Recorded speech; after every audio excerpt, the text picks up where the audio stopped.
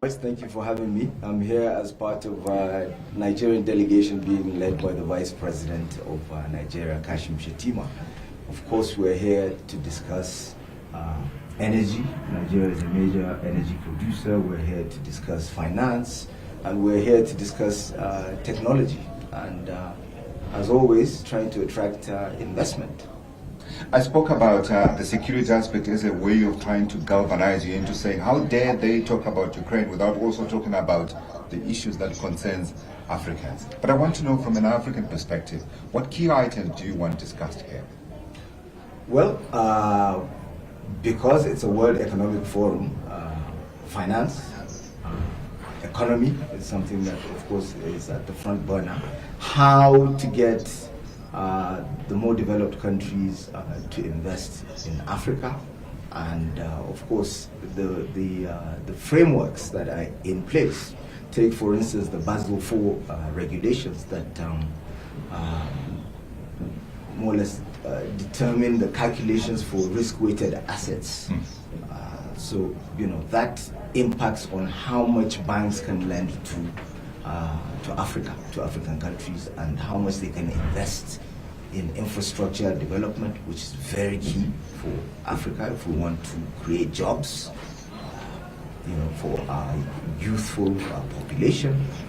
It also determines how much we will be able to move forward in terms of manufacturing and also agriculture. So, and the combination of the three is what would yield double-digit growth for African countries. So this is important. Minister, can I talk to you about the theme of this year's World Economic Forum, just being rebuilding trust, reflecting on where the global world does find itself in right now in terms of the fragmentations, most notably perhaps the fragmentation between the global north and the global south. Just your thoughts on that, and if you were to intervene on how to rebuild trust in a fractured world, what your intervention would be, sir? I would say we rebuild trust by democratizing the entities, the decision-making entities. So we're talking about the UN Security Council, G20. Nigeria is not a member of the G20 in spite of being the largest economy in Africa and the most populous. And if we're talking about the largest economies in the world, then Africa deserves better representation. We have made progress. Sure. The African Union, of course, South Africa is wonderfully representing Africa there, and now we have the addition of the African Union. But I think we need to move forward because Nigeria is going to be the third largest country in the world by the year 2050 with 400 million people. Sure. So we need to be on those decision-making tables and as a Foreign Affairs Minister, have those conversations with the relevant parties on your part started, sir? If you can just give us a bit of a flavour as to what the reception has been. Very supportive, very positive, but we're looking for more than just the positive signals. We want a roadmap towards achieving these objectives. Yeah, and I know you are very busy, of course. You are together, as we said, with the Vice President, but I wanted to know what sessions you are attending.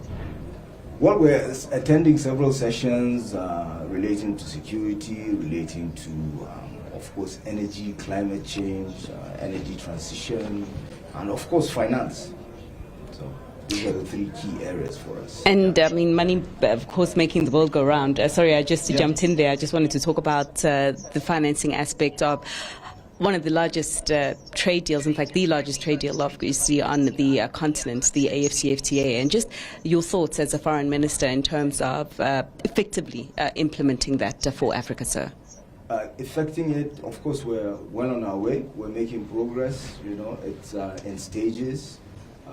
We need cohesion within the regional economic communities, and then, of course, infrastructure like we talked about, and then we're talking about customs unions and currency and so on and so forth. So we're making progress, but we also need to address the issue of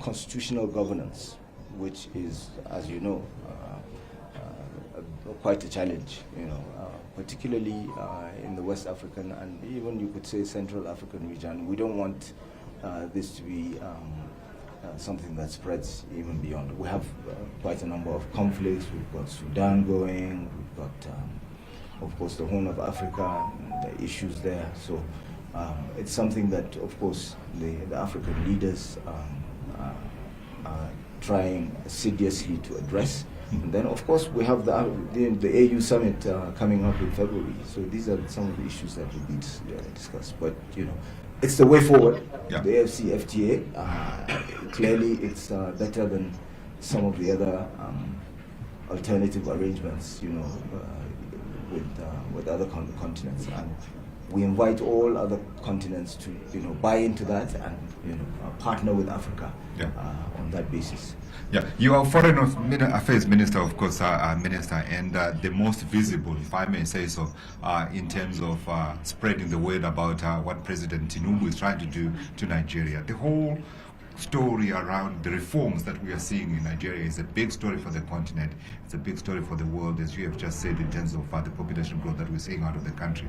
And I wanted to know, from trying to attract investment, are you seeing the kind of progress that's beginning to get results? And from what the president has done so far, are there any tangible results that you can share with us? Absolutely. And what remains crucially, I think, in terms of fulfilling those reforms? Well, President Tinubu, as you know, right from the point of being sworn in, did away with the fuel subsidy, which was something that, it was a monkey on our backs. We now have a 650,000 barrel refinery that has just come on stream. So which means, importation of petroleum products to Nigeria is going to become a thing of the past, and which was costing us a lot in terms of, foreign exchange earnings. There's so many other structural reforms that have already been implemented with regards to, the macroeconomy. And we have gone out onto the global stage, and we've attracted so much investment within a very short period of time. Of course, these things, there's a gestation period, so it takes time to, and some of them are actually expansions. So I'll give you an example. We have a petrochemical plant in Nigeria with foreign investors, and during the course of our trip to India, they took a decision to expand that plant. So there's so many things within that regard. The foreign exchange also, which was a major issue because there were so many different rates. President Tinubu immediately closed that, to a single window, single exchange rate. And the impact, is phenomenal. But, we have challenges. It's something that it's taking time.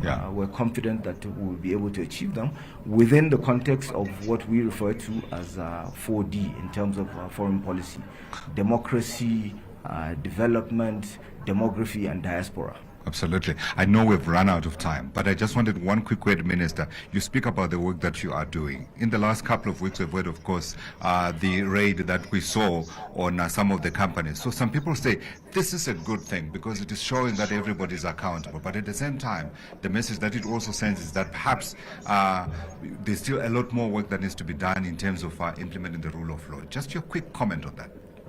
Well, there is a lot of work to be done. We're trying to do the right thing in an era of social media where, truth also often becomes blurred. There's, so it's quite challenging. It's a tricky one. We just have to remain focused, which is what Nigeria is doing. And this administration comes with an agenda, and it started implementing it, and it's not going to be distracted.